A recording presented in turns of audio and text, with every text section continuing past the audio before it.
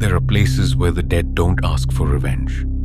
They ask for something much more frightening. They ask to be remembered. Tonight, I will tell you about a man who was violently erased from history, and the night he came back to reclaim his name. My name is Kabir. In the summer of 1987, I worked as a land surveyor. My job was simple: travel to remote coordinates, verify property boundaries, and approve corporate paperwork so developers could buy up ancestral land. I was young and I was arrogant. I believed every piece of earth could be reduced to numbers, coordinates, dimensions, ownership records. I believed every account could be balanced. I was wrong. That July, I was sent to a dying village deep in the floodplains.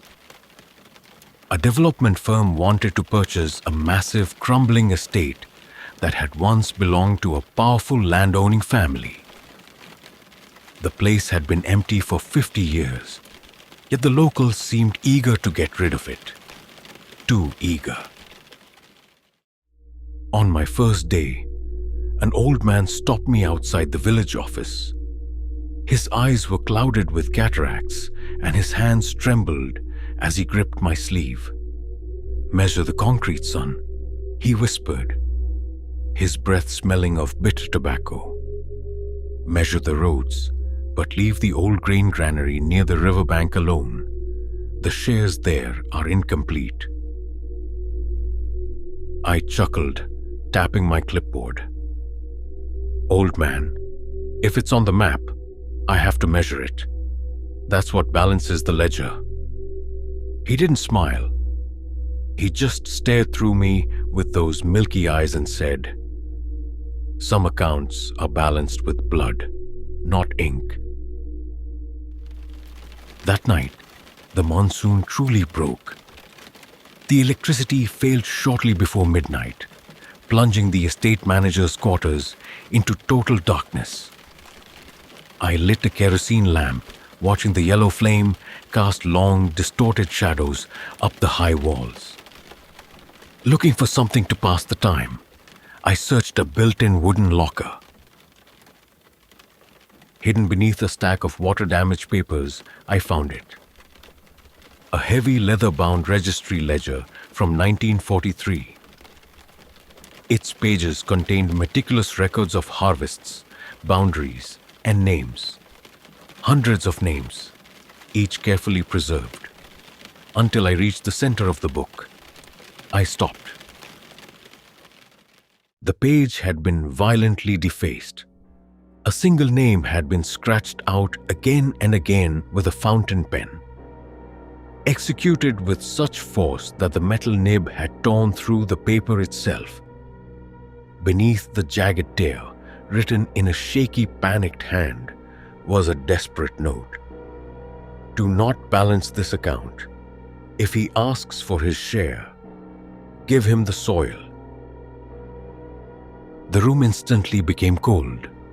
Not chilly, but the deep, biting cold that belongs to winter graves.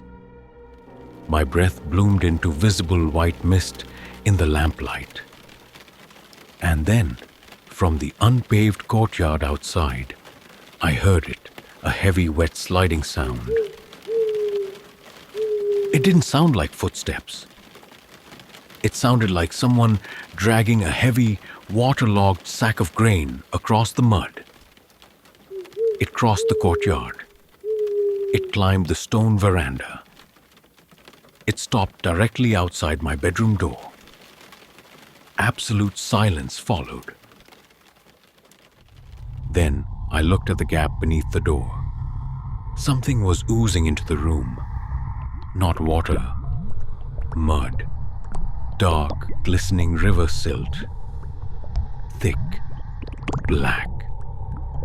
It was moving like a living thing, spreading slowly across the concrete toward my feet. Then a voice came through the wood. It was wet, broken, and hollow, as if spoken through a throat completely filled with river water. Kabir. My blood froze. I hadn't told a soul in that village my name. The ledger? The voice rasped. Open the ledger.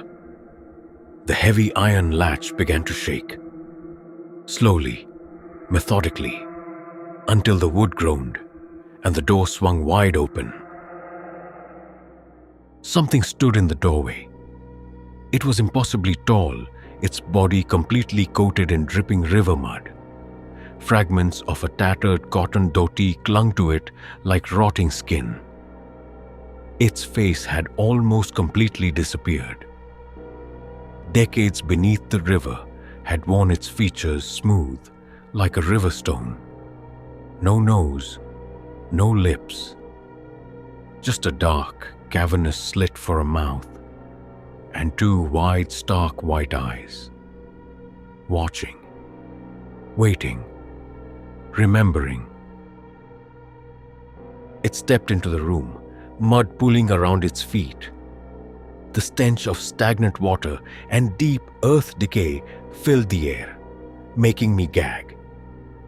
It raised a dripping skeletal arm and pointed a mud-caked finger at the open book on my desk. "Write it," the voice gurgled, black water dripping from its mouth. "Write my name. Give me my share." In that terrifying silence, the history of the land flashed before me. Decades ago, during a time of famine, a man had been murdered. His land stolen, his grain stolen, his inheritance stolen. And to cover the crime, they removed his name from the records, burying him in the river so he would cease to exist. The dead man hadn't returned for vengeance. He had returned because oblivion had almost won. "I don't know your name," I whispered, tears of panic blurring my vision. The figure moved closer. The room seemed to bend around its weight.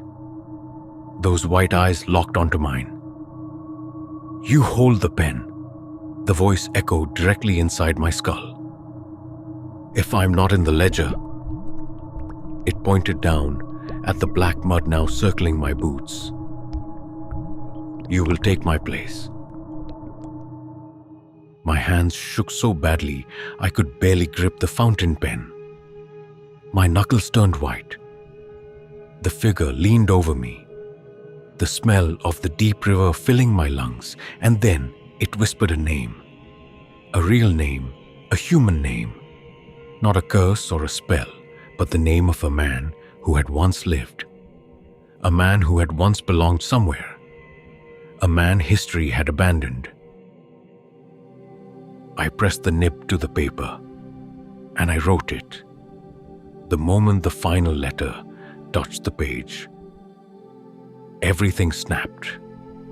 The cold vanished, the mud vanished, the figure vanished.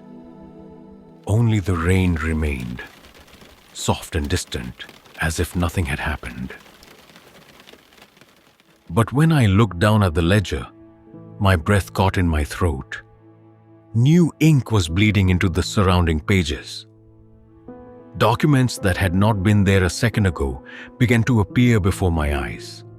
Tax records, property shares, harvest accounts, signatures, page after page, proving the man had existed, as though history itself was rewriting its mistake. At dawn, I left. I never completed the survey, and I resigned from my job the next morning. Years later, developers built luxury homes over that estate. Families live there now. Children play. Lights glow from windows that stand directly above those forgotten foundations. But whenever a heavy storm arrives, the residents report strange things. Mud appearing on pristine carpets, footprints leading into solid walls, and sometimes a name written in wet earth on the driveway. A name nobody remembers learning. Years later, this story found its way to me. Intrigued, I searched through the archives of old land registries, and there, buried among surviving documents, I found something impossible. A name, added to a 1943 ledger, written in modern blue ballpoint ink. Oblivion tried to erase him. It nearly succeeded. But memory is stubborn, and some souls refuse to surrender their place in this world. So tonight, I write his story into the ledger of the lost. Not because he returned from the river, but because even death could not make him accept being forgotten. And as long as his story is told, his account remains balanced,